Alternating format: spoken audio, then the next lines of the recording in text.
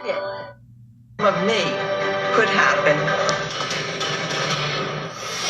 The president's longtime attorney, Michael Cohen, pleading guilty and implicating the president in a campaign finance crime. Under oath, Michael Cohen told the court that the president coordinated and directed him to make payments to silence two women, Karen McDougal and Stormy Daniels, who say they had affairs with Donald Trump. Earlier this morning, I spoke with Stormy Daniels' lawyer, Michael Avenatti. We're joined now by Stormy Daniels' attorney, Michael Avenatti. Michael, thanks so much for being here. Did you talk to Stormy Daniels last night? I did. We spoke a number of times yesterday. What was her reaction to Michael Cohen's guilty plea? Well, she was very pleased to learn about it, and she feels vindicated. She's looking forward to this process playing out. Don't forget, you got skeletons in the closet too, boy. The second quarter of a four-quarter game. What do you mean by that? I mean, it seems to us that, well, to the layperson, that a guilty plea from someone she had said paid her, that sounds like, you know, a touchdown. Well, it is a touchdown. There's no question about it. But we've got additional quarters to play in another game, and that's our civil case. We're going to depose Michael Cohen under oath.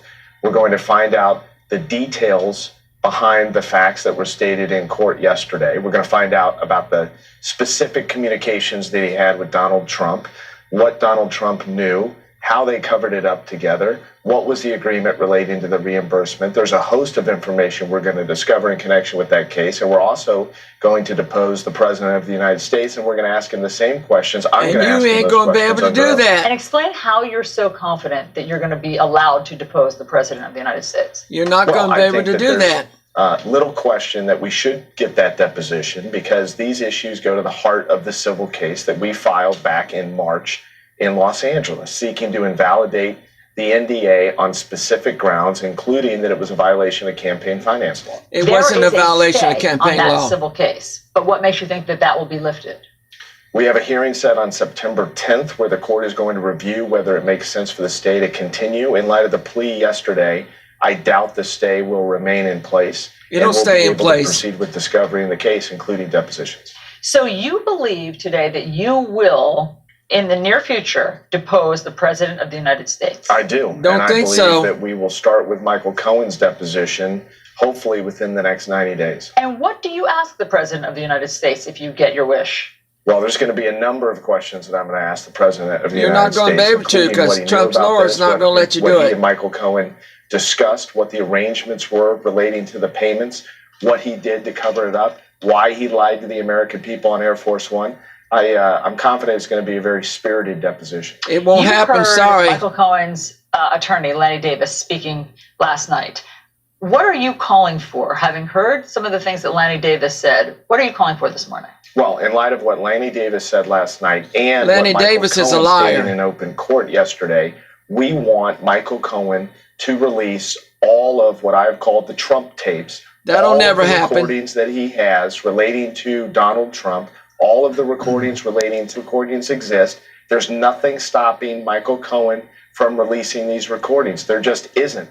And the fact that they haven't been released for months is very disturbing to us. We want the American people to hear all of these recordings so they can decide who's lying to them and who's telling the truth. And American people will not believe you. What? Because in connection with the incremental invoices, they can make an argument that, in fact, perhaps it was for legitimate legal services or other services. This would be far cleaner if it is accurate. If you have $130,000 that goes out and then $130,000 that comes into the account. And I'll also add this. Remember that these funds are all being commingled with funds from other foreign entities and other you foreign better worry about the coffee house deal. We previously lawsuit on you right now. Information months ago, and that further convolutes the situation. And what about what Lanny Davis said last night on a different news program? What I've maintained all along, and that is that this case, the situation relating to the $130,000 payment to my client, is far cleaner and far easier to prove than Russia collusion.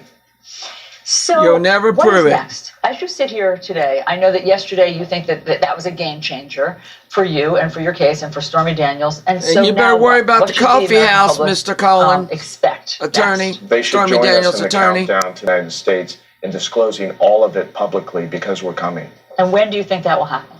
as soon as we are permitted to do so, hopefully in the coming months. Michael It'll Avenatti, never happen. Great to talk to you. Thank you.